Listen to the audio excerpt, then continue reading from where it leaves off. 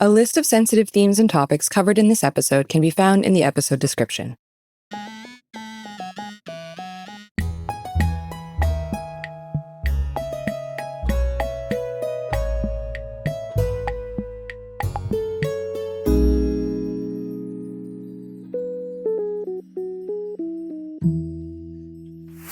Welcome to This Guy Sucked, the show where we prove that it's never too late to have haters and you can't libel the dead.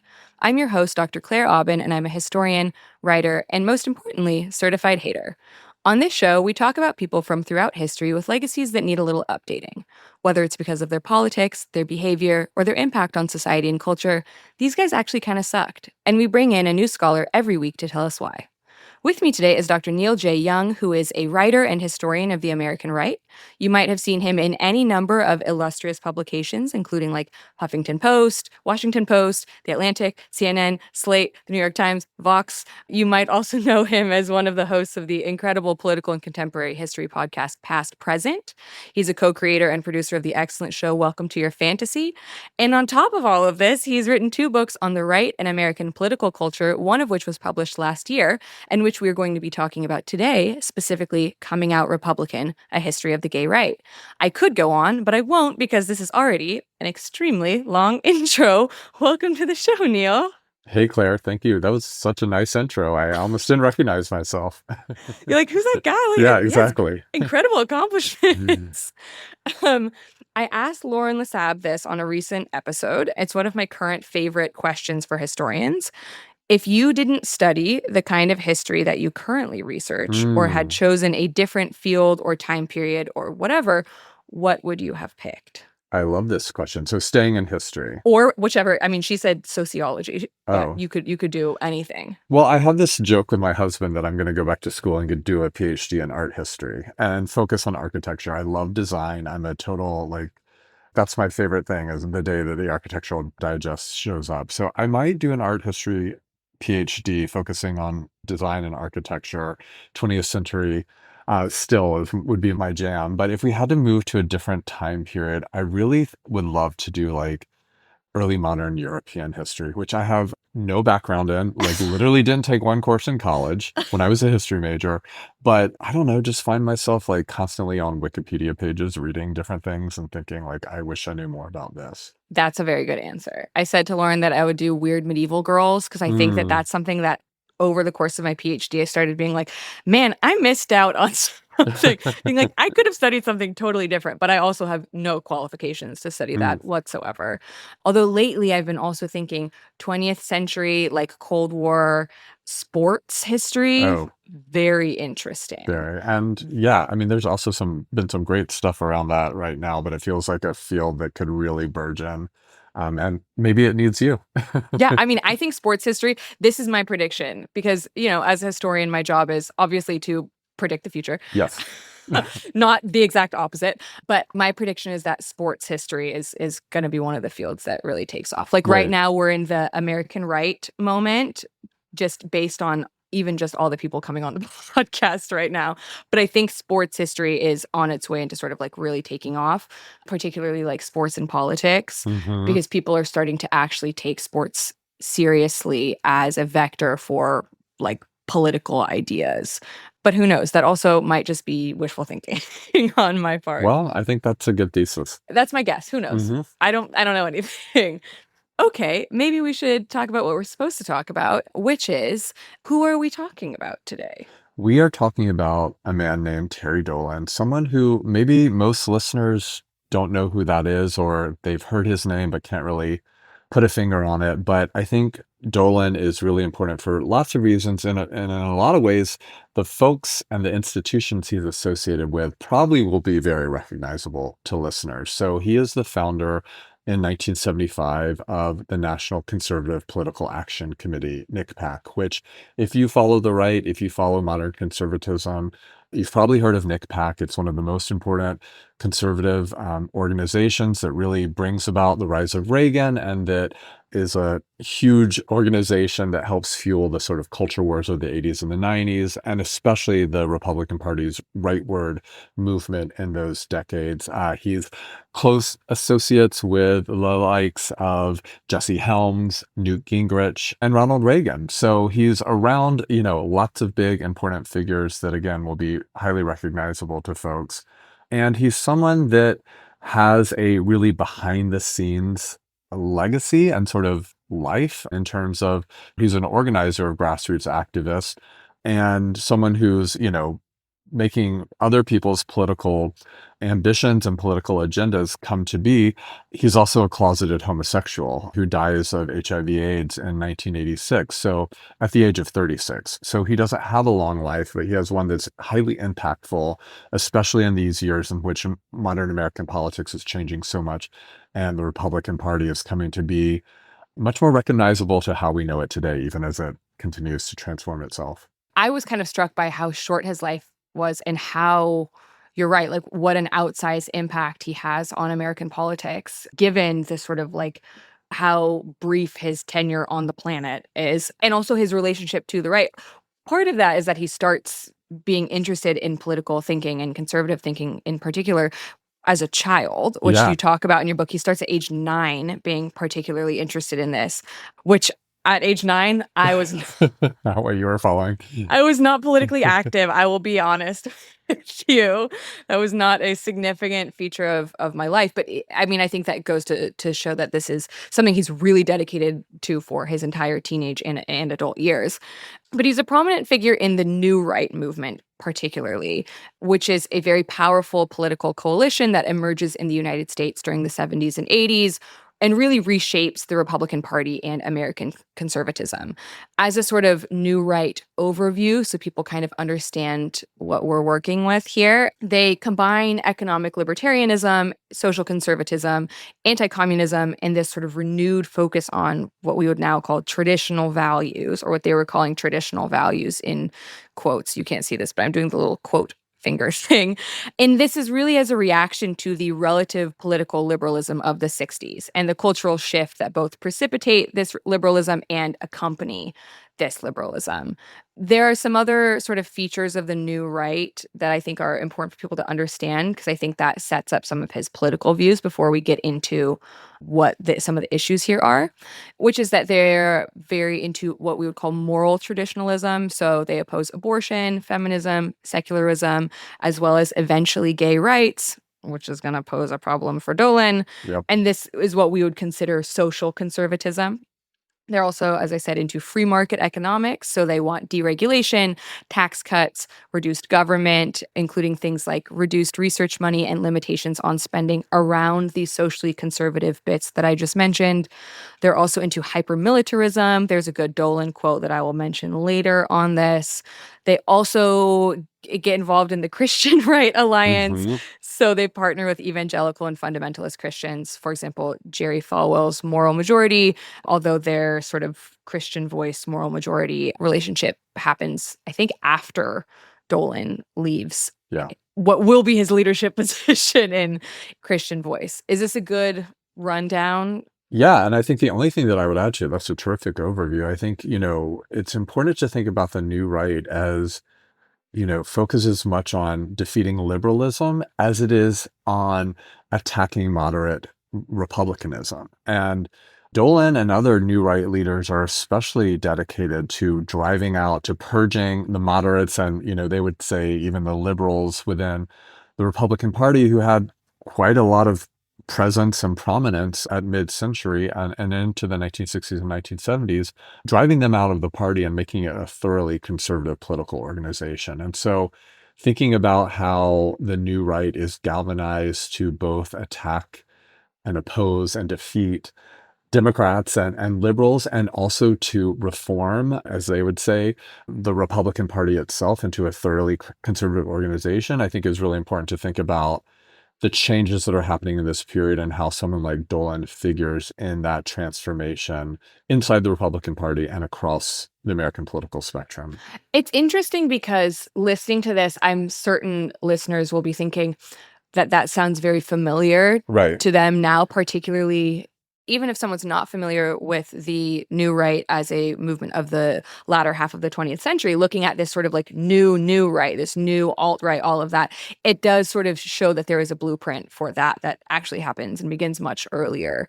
It's interesting hearing that there is an attempt in the 70s and 80s to push the Overton window further to the right? Like there's an active attempt to say we need to purge this party of liberal Republicans or people who are even sort of closer to the center and move the general public consensus regarding conservatism even further to the right, because I feel like we're also seeing that happen now too, or have been seeing that happen now. Yeah, I think so. And I think that obviously there's some differences, but like Sure. there's also a lot of parallels. And I think, one of the things that strikes me about this period is that maybe a real point of difference now is that like partisanship just doesn't operate in the same way that I think it does now. So Hmm. they are happy to defeat Republicans because they don't have a strong identity of themselves necessarily as Republicans, so much as they do as conservatives. It's a ideological commitment. I don't want to sort of romanticize this and, Hmm. and say that that's, only like a pure sort of intellectual project for them, because of course it was also a project for power. But I think that like the sort of the conservative identity is so much more the thing that people adhere to and sort of carry with them as opposed to a Republican identity in this period. Hmm. And I'm not sure I would say that about actors today. I'm not really even sure how I would think about how identity functions in our current political moment, but it does seem like a sort of devotion to Trump. Yeah. And Trumpism isn't the same thing as this question of, partisan affiliation or ideological commitment that you have, these folks wrestling with in the 1960s and the 1970s. Yeah, absolutely. That makes total sense. Perhaps what we're seeing now is more of an not evolution in the sense of like growing better or something, but Mm, another version or a next step in this where you coalesce around a singular figure rather than just around ideas. yeah, I that seems right. I mean, who knows? All of these things. Also to be That's just what determined. I'm seeing right now. I also want to talk. So you mentioned Nick Pack, and I think they're also very key to understanding what's going on with Terry Dolan. You said in the moments before we started recording that maybe we would talk about some broader contexts around Mhm. like gay Republicans more generally or gay conservatives more generally. But I think it's important to understand what Nick Pack is, this organization that he co-founds. So you can tell me if my characterization of it is right or wrong. This is based on what is sort of publicly accessible around it. So it's one of the first political action committees or PACs. You mentioned it's founded in 1975, and it's one of the first to harness independent expenditure campaigns. So they target liberal Democrats without directly coordinating with Republican candidates. So they have this sort of like maintain this air of independence Right. where they do whatever, target whoever they want to, and they aren't sort of beholden to the Republican organization writ large as it stands in terms of like the institution. Their sort of major strategy is around running very brutal, often I would say misleading attack Mhm. ads against liberal incumbents, which also includes people on ostensibly their side of the aisle who they feel are not far enough to the right, are not conservative enough. These are ads that smear political opponents, and it's controversial even within some conservative circles. So they're not afraid of making a splash and making controversial statements and running these really intense political campaigns. And Dolan is a very big part of this. He gets called, as a compliment, the attack dog of the right, Yeah. because those are their tactics. Am I characterizing them right? Yeah, I think absolutely. And, maybe it's helpful to think about the history of this organization from sort of a biographical background of Mhm. Dolan, because I think that those things, I mean, well, first of all, Dolan is 25 years old when he founds Nick Pack. It is his adult life is working for this organization. So he's born in 1950 in Norwalk, Connecticut. His parents are Democrats, but they're conservative Democrats and devout Catholics. And they eventually make their way to the Republican Party in the 1980s because of the abortion issue. But as you sort of mentioned earlier, he is a full-on conservative and a Republican activist at the age of 9. He's knocking on doors for Richard Nixon. Then he becomes an early Reagan acolyte and is working for him as well as working for Goldwater's campaign in 1964 when he's barely a teenager. But especially with Nixon, he becomes disillusioned by the second administration of Nixon and what he sees as Nixon's sort of leftward turn. And again, this is what's happening for a lot of conservative activists who've had different issues with Republican leadership and, whether it's Eisenhower or, the sort of blue bloods who are Northeastern establishment figures who are running the party in the 60s and 70s. And he becomes part of the movement to pull the Republican Party in a rightward direction. And he does so through NICPAC and through the Political Action Committee that really comes about because of this Supreme Court case and congressional reforms in the 1970s and a Supreme Court case that changes how candidates can spend their money and especially how activists can donate to political causes they care about. And I think the sort of nasty tactics that Dolan develops are really, really important here because in a lot of ways, sitting in 2025, we just take that as standard practice of American politics, but it wasn't. It was pushing a new development in how politics is done in this country. And he has this famous quote where he says, "The shriller you are, the easier it is to raise money."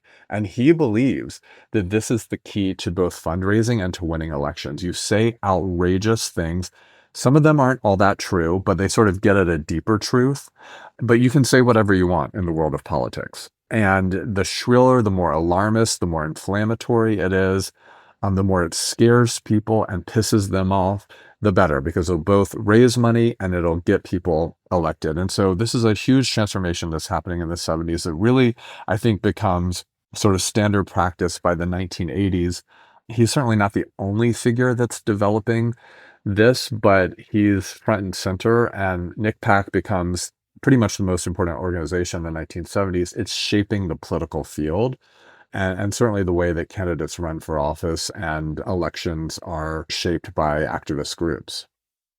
I think what's also interesting about this is that during these campaigns, during these attack ads, this sort of like nastier approach to politics, they also really assert that there is no part of a person's life, particularly a person's life who's in the political sphere, that's supposed to be off limits. Like that everything is available for scrutiny, for attack, for criticism, like everything about a politician or a political party, all of that should be available as fodder for these attacks, which I think gets us into what's wrong with Terry Dolan or what one of your personal sort of problems with him as a historian is.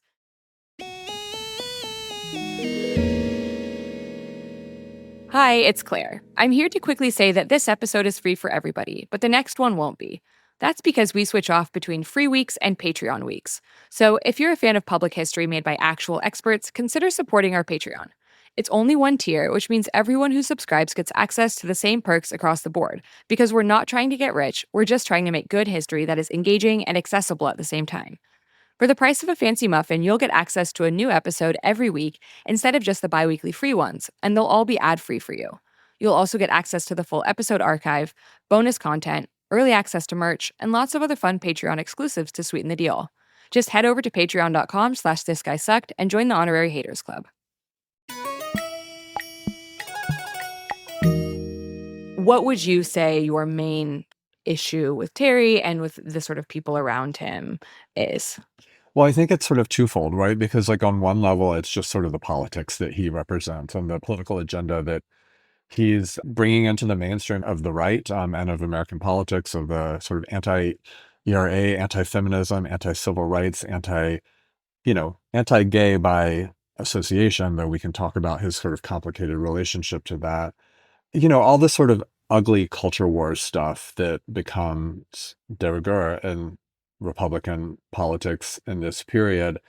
I don't like that stuff, right? But then there's like what you suggest right now, which I think is actually much more interesting and much more what makes him much more a character to think about and what makes him complicated. Although I think this is something that also makes him really easy to hate on, which is that he's a hypocrite, right? I mean, like in the sense that he believes, and he's part of a political development, which anyone running for office, their entire life is up for grabs and can be exposed and can be used against them. And I think that, we see this developing through this period, and it sort of fully blooms in the way in which the right attacks Clinton during his presidency in the 90s, which of course Dolan doesn't live to see, but he put all of that in motion. And yet he's living this absolutely closeted life where he's sitting in his office in Arlington, Virginia, raising millions of dollars with these anti-feminist, anti-gay, anti-liberal screeds, and then going to gay bars at night and having sexual relations with men, all on the down low. And that he doesn't see, from what we can tell from his sort of biographical record, there's no wrestling with that. I mean, one imagines that at some level it must have been gnawing at him or consuming him, but it's not apparent from the archives, sort of the record he left behind, that he's in sort of any moral quandary about what I think all of us would say is hypocrisy. And, this question of hypocrisy was a big theme in my book about gay Republicans, because I think that's people's knee-jerk reaction to gay Republicans. And in a lot of ways, I came to sort of be surprised by not feeling like hypocrisy was like the dominant theme through which to see most of my actors. And actually, in a lot of ways, they had lived very reconciled lives and sort of consistent lives, especially as out gay men. Hmm.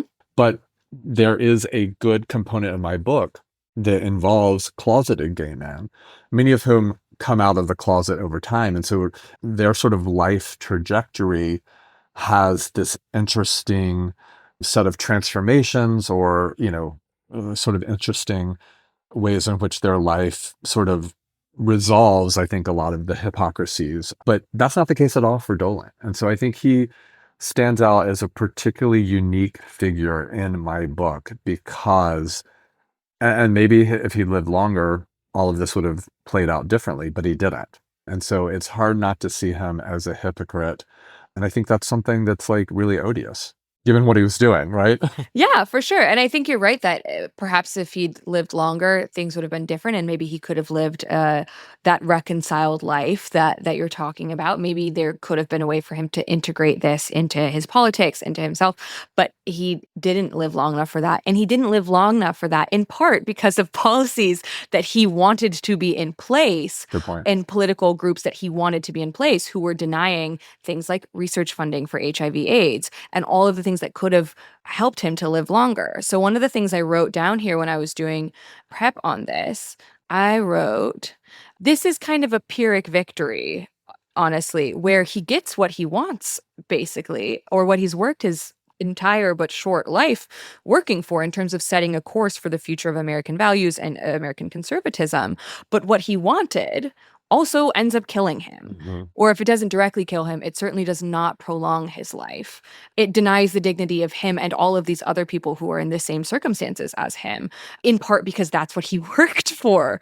Right. I said this before we recorded, but I wanted to make sure I said it on the show itself. This is the first person we've talked about on the show who has a personal story that I feel really mixed about in terms of the response to it. Interesting. The reason for that being that on a personal level, I feel bad for him in the way that I would feel bad for anyone who feels they have to stay in the closet. Like that to me always feels like a space for empathy and feeling bad. But I also honestly despise what he stood for and ushered in. And on a broad social level, so on a personal level, I feel this kind of mixed way. And on a broad social level, I only dislike him and find him odious. Yeah. But it's the only one where I'm going through this, I haven't said like, oh, okay, well, maybe there are some good things, maybe there's some bad things, but that I felt this real sort of like, man, that really sucks for him. Also, he wasn't really doing anything to help the situation. So it's a kind of a strange thing. Like, how do you study this and feel empathy for people like Dolan who are closeted while also feeling great antipathy for the fact that they're forcing other people to stay in the closet? Like, how do you reconcile that while researching this? Well, to my surprise in writing this book, I found myself far more empathetic for almost everyone in this book than I expected going into it. Now, I'm someone who's written a lot about conservatives and conservatism. My first book is about the religious right. Like, I would not want to begin long book projects if I thought the only way I could see my subjects was through like a highly critical lens and like, hating them essentially. So I think like empathy is not necessarily necessary to the work, but like is often a byproduct of it, of spending time with them. And if empathy is not the right word, certainly think as a scholar, seeking to understand is its own form of empathy that often sort of complicates how we feel about our subjects as we write over them over time.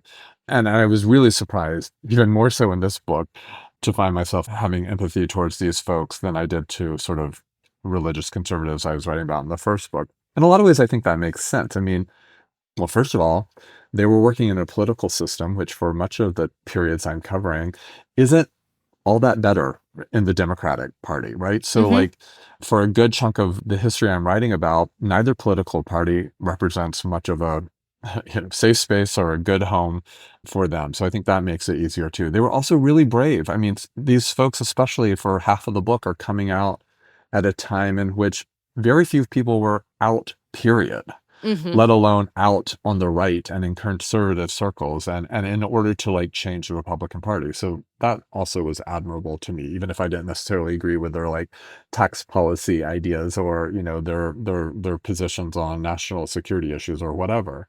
And then so many of them were ravaged by HIV/AIDS and really transformed by that experience in ways that I think is consistent with how the disease changed, millions of Americans, but also that had its own sort of variation in how it shaped their politics. That's not the case again for Dolan, that from what we can tell, right? Like Yeah. it doesn't soften him, it doesn't cause him to question or to change his mind about things. He's also not honest about it, right? Like he's never honest about any of the things. So he stands out again as this figure that I think I had. I mean, when this opportunity came to be on your show, it was so clear to me that like he was the guy that sucked out of all the folks in my book.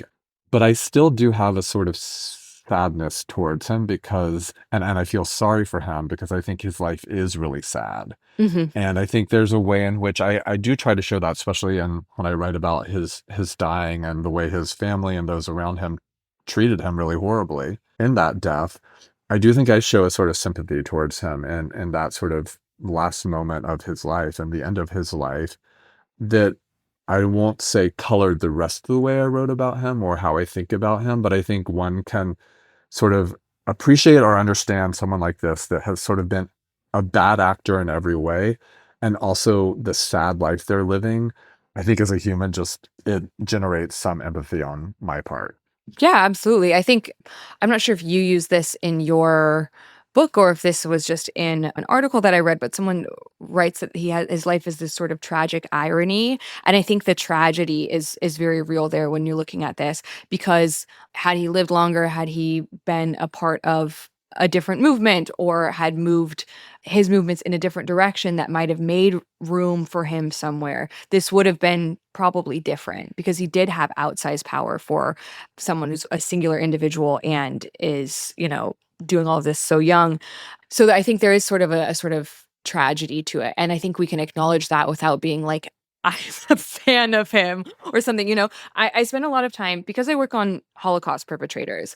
I spend a lot of time trying to explain to people that wanting to understand someone's thought processes, wanting to understand why they do things, wanting to understand the context around that, seeing them as individual people with individual desires, motivations, experiences requires a level of empathy. And that doesn't mean that you think the things they're doing are okay or anything, Right. at least in my case, anything other than kind of like overtly villainous and bad.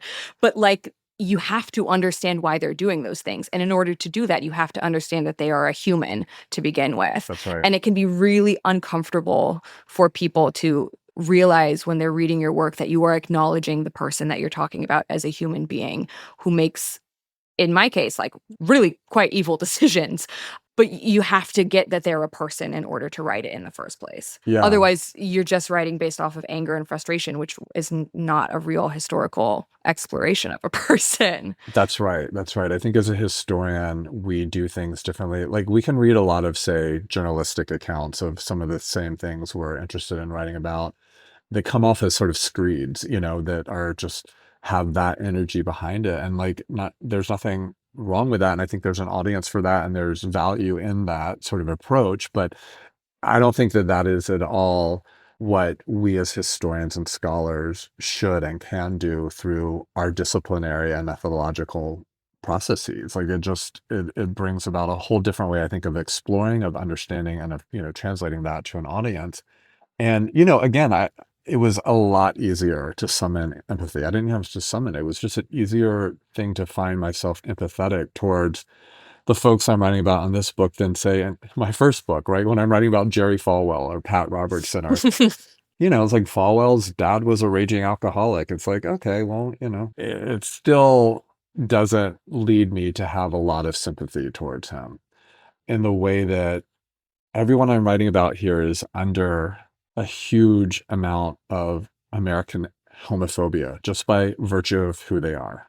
And obviously that changes over time, but it's a consistent component of their life. And as a gay man, like, I just connect to another gay person, period, because of that.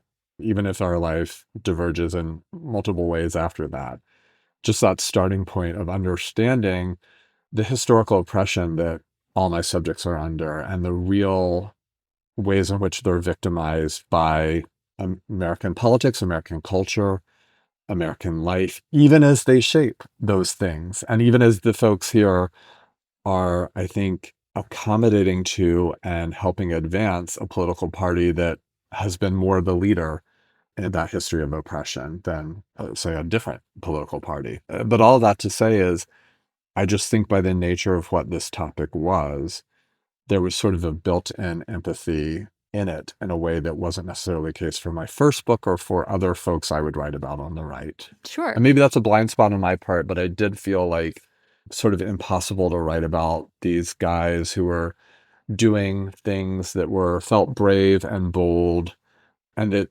involved a lot of risk and a lot of personal sacrifice. Even again, if I disagreed with what the sort of ultimate goal was for a lot of the things they were setting out to do.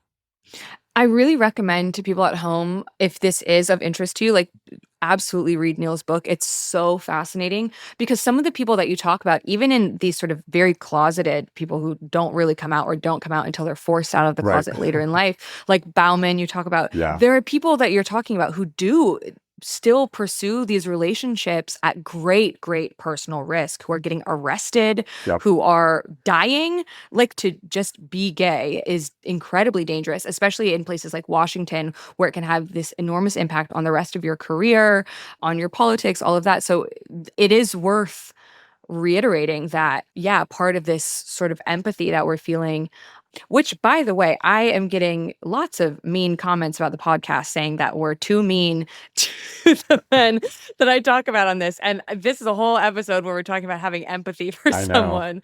But I think that, yeah, there is a huge amount of risk and sacrifice. So even when we're saying we're frustrated that someone harms all these other people, I'm not mad that he's in the closet still. Like in one of the chapters that Dolan features heavily, and you talk about a cinema burning down, like a gay cinema burning down, and everyone but 4 people inside of it dying. Yeah. In part because of the sort of like secrecy around having that, like even spaces to be in a space where gayness is allowed is dangerous, is physically dangerous, can endanger your life. So yeah, I mean, I think that's a big part of the empathy here. Yeah. And one of the 4 who survives that fire, the reason I write about it is because one of the 4 men who survived, it was called the Cinema Follies Fire. It was a gay adult movie theater in Washington, D.C. that burned down in 1977. And lots of men die in it, almost all of whom are married to women. Reading the newspaper accounts of this fire are wild because basically the reporters were going to their wives of the men who died, and a lot of women found out that, I mean, obviously found out that their husbands were involved in this whole other life because they had been burned to death in this horrific tragedy at a gay cinema. But one of the 4 men who survives it is a man named John Henson, who a year later runs for Congress as a Republican from Mississippi and wins. Now, he doesn't run as an out gay man. He runs as a heterosexual man who has a fiance and all the rest. And he's ultimately outed in a really wild story that I'll just tease for people to read in the book Read the because book. it's crazy. It is completely crazy, his twists and turns that his life takes. But then on the other side of that, he becomes this really prominent gay rights activist, and particularly around HIV/AIDS, in part because he becomes infected and ultimately dies in 1995. But like he has this sort of arc of a personal transformation that I think again inspires a lot more sympathy and empathy than someone like Dolan's does because there's that change on the other side. And again, maybe Dolan's life would have played out differently if he'd lived longer. I mean, he's cut short really early. I don't think there's anything to suggest in his life, or rather, one could read the life as it exists in those 36 years and to imagine that actually he wouldn't be a different person. But of course, that's sort of, a counter narrative or something, or, Hmm. so we don't know. There's so many other figures in the book that, for multiple reasons, generate a much more complicated response, or maybe even an unexpected response than someone like Dolan does. But Dolan's important to think about because of all of these themes that I think he contains in the book that almost in a way like are unresolved. Yeah. I mean, one of the things that I found really interesting when prepping for this episode is how Dolan's way, it seems like his way of getting around the homosexuality part of all of this Yeah. was by really pushing everything else and kind of ignoring that, or as often as possible, ignoring homosexuality as part of the agenda, or as sort of the homophobia as part of the agenda of the new and Christian right. It seemed like, at least to me, it seemed like he was kind of hoping that if he was conservative enough on everything else and pushed the political envelope on everything else, that homosexuality in general and his feelings would just sort of fly under the radar and not take center stage for the right, which obviously was just never going to happen. Like it was not possible for that to get ignored forever. Yeah. I mean, it was so wild to me in reading about him and like writing about him, like that he seemed to have this blind spot about what his own political work was going to bring about.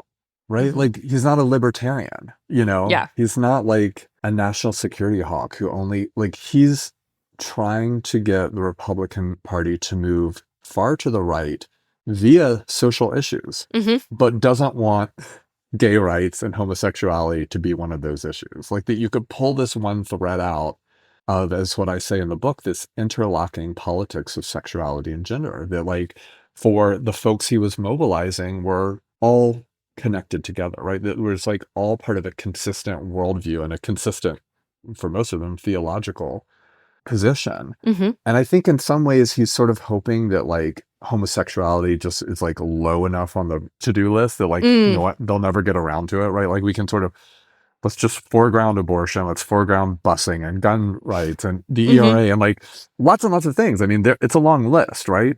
And that maybe I'll be safe if we can just keep like homosexuality and gay rights like really, really low down and it just will Hmm. never get to it. But that was never going to work given what all was happening in those years, especially once HIV/AIDS comes on the scene in the 1980s. But it just seemed really naive on his part to imagine that he could mobilize this politics and sort of keep one of the issues at bay. It does sort of strike me. I mean, obviously, I was not aware of this at all as I was writing this book and finishing it up in 2023 for it to come out in 2024.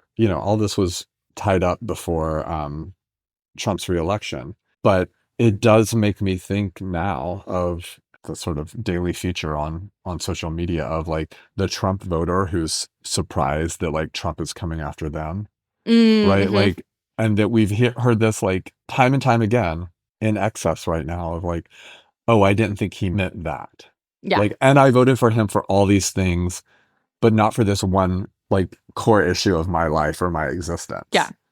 And so that seems like a feature of American politics and maybe just Hmm. of people, and the way in which they imagine themselves as safe as they pursue things, that, we would say you should recognize that you're going to be in the crosshairs too, but like he's not alone in that sort of imagination. Yeah, absolutely. I mean, it is interesting how often people will say, I thought they were serious about 9 out of 10 things, but not the 10th one. And it's like, Right. well, someone who's serious about 90% of things is probably serious about much closer to 100% of them. Or it's an enormous gamble to take to think that you will not be, that your one issue is the one that they're not that serious about. And so I think this has been kind of a big wake up call for a lot of people.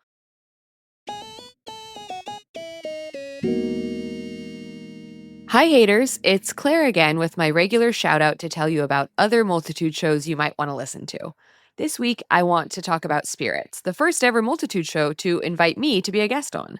Spirits is a history and comedy podcast focused on everything folklore, mythology, and the occult, sick, told through the lens of feminism, queerness, and modern adulthood. Every week, mythology buffs and childhood best friends Julia and Amanda get together to learn about a different story from mythology and folklore over drinks. That's everything from the mythological origins of major franchises like Lord of the Rings and Wonder Woman, to modern urban legends, to a roundup of werewolf stories from around the world. Like I said, they had me on the show a couple of years ago to talk about Nazi zombies, and it was flippin' delightful. So delightful, in fact, that I assigned it to my students as extra credit last year. So sorry if you are one of those students who have listened to that and now me talking about that. You can start listening to Spirits with any of the 400 plus episodes they've released over the last 7 years. There's so much to enjoy, whether you're here for analyses of mental health and mythology or creepy modern ghost stories. You can dive in at spiritspodcast.com or search for Spirits in the same app you're using right now to listen to me yap at you.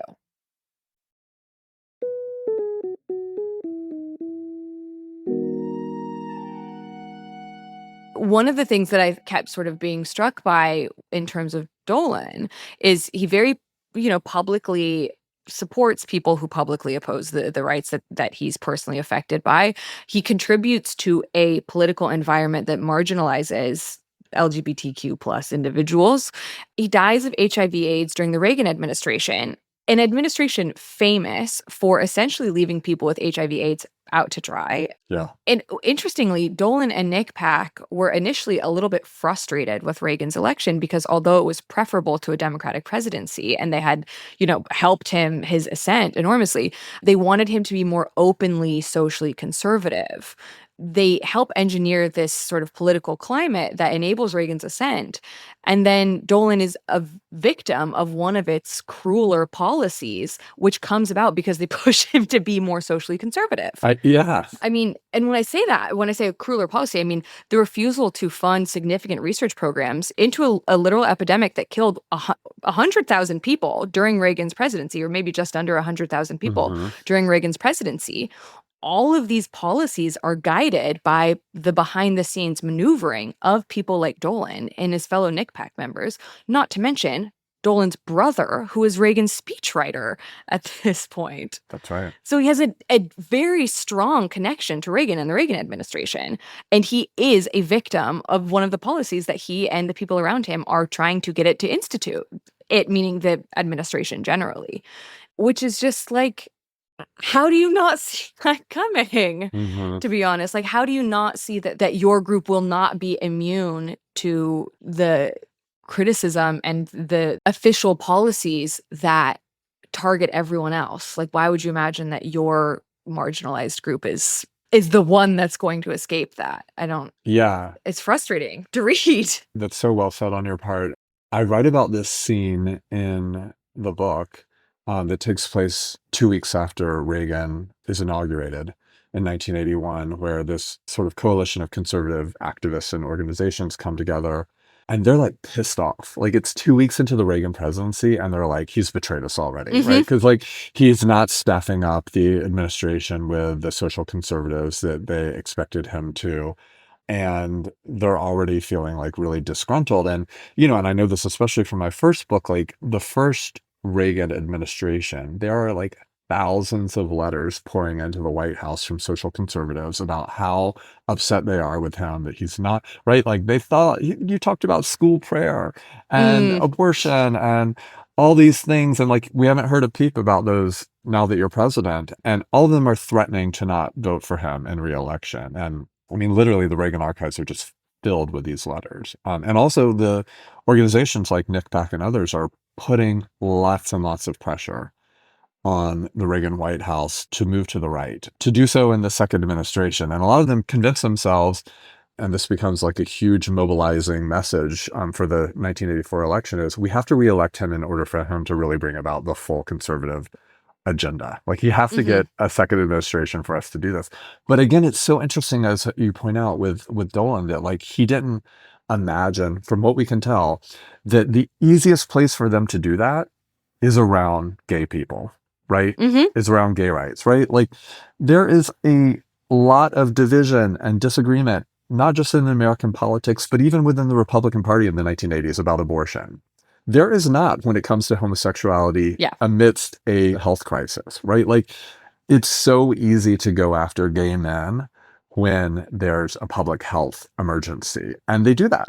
And that's the way in which they show their sort of conservative credentials through the two administrations, but particularly into the second administration when the health crisis is really dominating news. And so his inability to see that, or his refusal to see that, is really, really interesting. But it's also part of what I think makes him, again, such a sad figure. But absolutely caught in the very sort of political consequences that his own efforts were pushing. I wanted to make sure that we talk a little bit about his outing because it happens in two parts, which Yeah. I found very interesting. And the part around his death also I want to make sure we talk about. So he's first outed against his will in a 1982 book about the Christian right, which he vehemently denies. Yes. And it basically doesn't really make any waves, and people kind of ignore it and they move on. Mhm. He's invited back into the fold or retained within the sort of fold of the new right. And it does nothing really happens from that. But his second outing, or the outing that kind of sticks publicly, is that he gets publicly outed, or at least outed as having died from complications of HIV/AIDS, in his obituary by the Washington Post, with which he had a notably adversarial relationship. Yeah. So he's famously was incredibly critical of the Washington Post, and when he dies, they are where he gets outed in an obituary. There are other obituaries where it's not even mentioned, especially because I think the quote from his family was that, I think it's in the New York Times, they say that he's an illness, or maybe it's not in the New York Times, but his quote is somewhere else, that they say his family felt his illness was a source of embarrassment for them. So they wanted to Yeah. ensure that it's not mentioned. But because he has this adversarial relationship with the Post, they're like, whatever, we can just say this because this guy was horrible to us for so long. Yep. So they're picking up on the sort of hypocrisy here too and trying to do that. I just thought it was so interesting. I feel like you don't hear about this sort of like double outing happening. And the circumstances around his death and his outing are also pretty baffling. So I was wondering, like, what did you think when you were looking into that?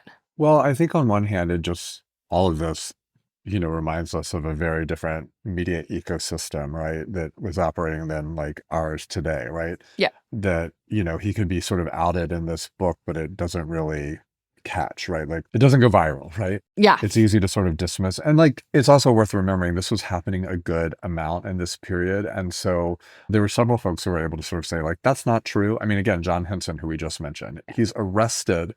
He's not known to have survived the Cinema Follies fire until much later. His name was never publicly released around the fire. But a year later, he's arrested for indecent activities in a public park, and then runs for office. So like there's folks who are like getting caught up in gay scandals and continually saying like, I'm not gay. This is like explaining it away. So that's sort of not surprising for the era. But I think, the stuff when he dies at the end of 1986.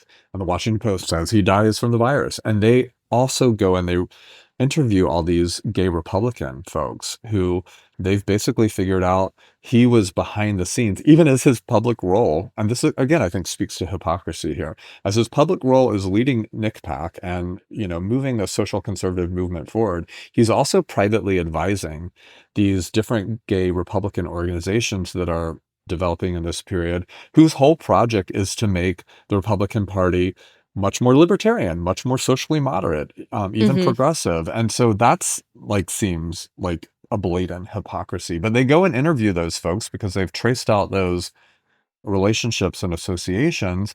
And these gay Republican folks, not all of them even speak that sort of sympathetically about Dolan. And that really strikes me. I mean, one of the figures who's really prominent, who I read about a lot of a lot in the book, this guy, Duke Armstrong, he says basically that he had known Dolan had Hmm. AIDS for several years, but he was never going to publicly speak about it. But he says, after he has died, I feel no compunction whatsoever about saying he died of AIDS. And I feel like that quotation is so interesting to me because, on Yeah. one hand, I think it's like him being like, he's died. These are facts, and I'm going to speak about them.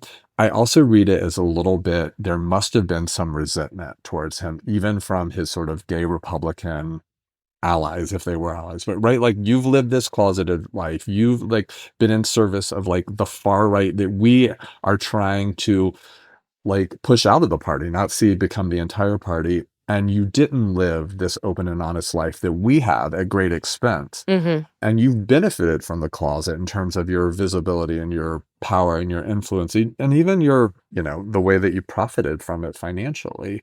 And we refuse to go along with the charade any Yeah. longer. And at the same time, his family, and even Nick Pack, so Nick Pack, a spokesperson from Nick Pack, announces that Dolan died from congestive heart failure, following a long struggle with diabetes and anemia. So they're like, blatantly lying. His family has a little bit of a back and forth in terms of like how open and honest they are about it. They use it as sort of an opportunity to promote sort of religious conversion.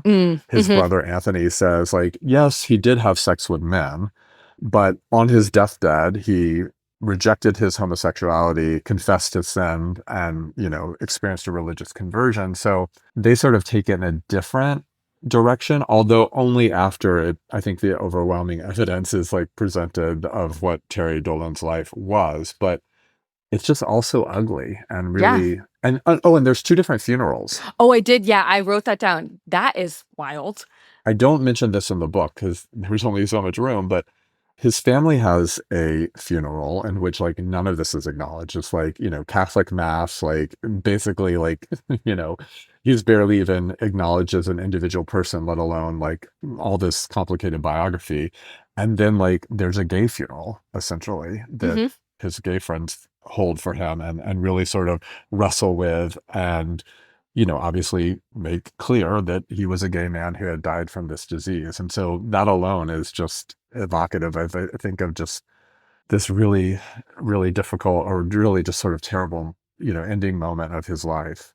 Yeah, I mean, one of the things that I came across also, or that really struck me with a lot of this, is it's not as though he was doing this, was closeted, and was not in any way engaging with gay culture and gay Right. cultural life or something like that. Like he wasn't living some sort of hermetic monk existence, struggling with his sexuality that way. That is not what was happening.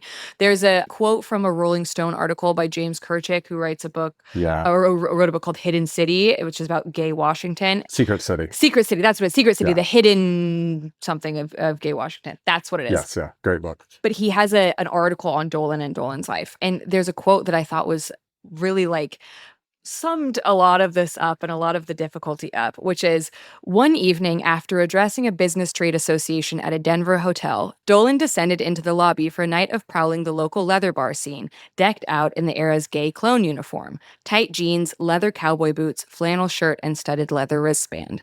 The attendees to whom he had, just moments earlier, served up a generous helping of right-wing rhetorical red meat, none the wiser. Dolan's organization, meanwhile, sent out fundraising letters like the one signed by far-right Republican Congressman Dan Crane declaring, "Our nation's moral fiber is being weakened by the growing homosexual movement and the fanatical ERA pushers, many of whom publicly brag they are lesbians." So Hmm. this is someone who is very comfortable being part of an organization that is saying that he and the people he's spending his nights and his evenings and his partying is partying with, all of these people are bad, fanatical. They're weakening the moral fiber of the nation. And he doesn't seem to see some sort of like disjunction between these two things and is very comfortable engaging with this sort of cultural scene around gayness at this period. And so it's reading that is kind of like, yeah, the hypocrisy compared to everyone else really, really stands out for him. Yeah. It also makes me think like Dolan would have been perfect for this moment that we are in now. Yes. Right? Like he stands out in the book because he doesn't, the folks I'm writing about at the time, I mean, there are also other closeted figures in the book who sort of look and act a lot like him. But like the out gay Republicans I'm writing about, who are forming these organizations, who are pushing the Republican Party to be something different, who are imagining a different like political future, they are trying to reform and change the Republican Party. Like they are organizing to defeat the far right, to make it gay friendly, to have some sort of semblance of gay rights that they support become something that the party organizes around. And so for most of the period, he wouldn't fit within that story at all. But Hmm. it does strike me that he might really be perfect for our moment, because once Trump comes on the scene, the folks I'm writing about in this book, all of it changes really dramatically, right? Like the major organization I'm writing about, Log Cabin Republicans, which is the oldest and largest gay Republican organization that grows out of these grassroots groups in California in the 1970s, becomes a national organization in 1990, and really in a lot of ways is sort of the bulk of the book's focus. They exist for like 30 plus years as the thorn in the side of the Republican Party, Hmm. right? That they are there to hold the Republican Party's feet to the fire, to defeat the Pat Buchanan types and the Terry Dolan types, the Nick Pack backed folks, and to push the party in a different direction. That energy all goes away once Trump comes on the scene. And log cabin Republicans and gay Republicans and gay supporters of Trump operate in a completely different way as inside power players who are there to buttress the party and to shore up Trump. And so it feels like Dolan, no matter what his own relationship to his identity and his, how he lived his life would look like in 2025, his sort of politics and the way that he compartmentalizes all this stuff Hmm. feels like what we see from the folks on the scene today, but isn't at all, I think, in keeping with the out gay activists I'm writing about from the 1950s up until 2016. Yeah, I completely agree. That makes complete sense to me. I think there's a move before now to say that one can be gay but still maintain all of these other sort of semblances of respectability. One can still have this sort of family, can still have all these other, shared conservative values. And now there's a lot more like you can just do whatever you want as long as Yeah, you believe in what Trump wants. And Dolan is doing that where he's saying I can do. He really is trying to have his cake and eat it too at this point where he says absolutely. I can compartmentalize these things. I can go to the leather bar, which is not like some. I'm not. That's not him going to like a log cabin Republican meeting. Right. That's him really partaking in the parts of the gay scene that conservatives are saying are like morally repugnant. That's him participating really in the parts that people are finding particularly or are arguing are particularly dangerous to the moral fibers of America. That's right. He's doing that and then going and signing letters about how people like him are weakening the moral fibers of the US. It's a hard one, but I think you're right. Maybe it's just him kind of being before his time a little bit in Yeah. all of this. I think you have convinced me that he sucks, but I think he sucks with an asterisk, not in the sense that he didn't suck and the things he didn't suck, because they certainly did, but that we're saying he sucks. And we can also say that the milieu and the context in which he was living was also incredibly difficult to navigate for him and people around him. We're just saying he chose to navigate it in a way that we think sucks. Like it's a Absolutely.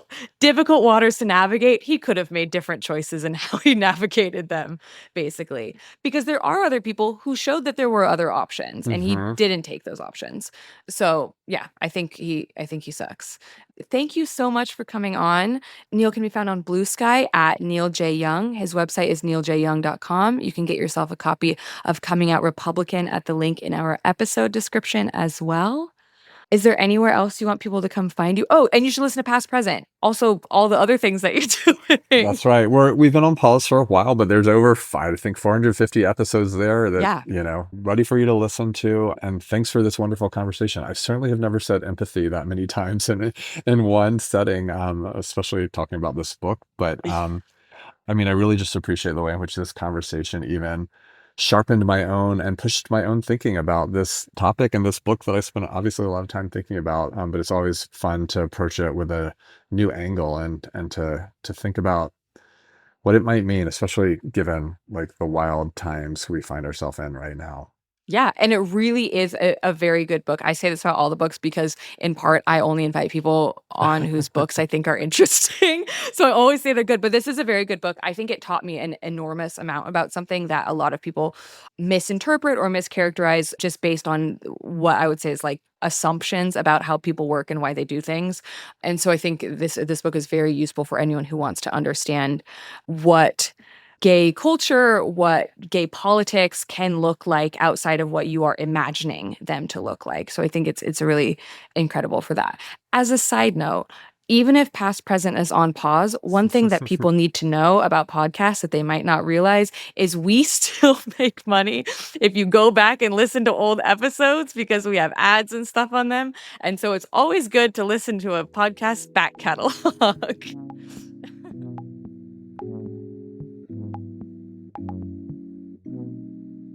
Thanks for tuning into this episode of This Guy Sucked, a member of the Multitude Podcast Collective. This episode was hosted by me, Dr. Claire Aubin, featuring special guest Dr. Neil J. Young, and edited by Julia Shaffini. All of our theme music was written and produced by professional card shuffler Marshall Dean Williams.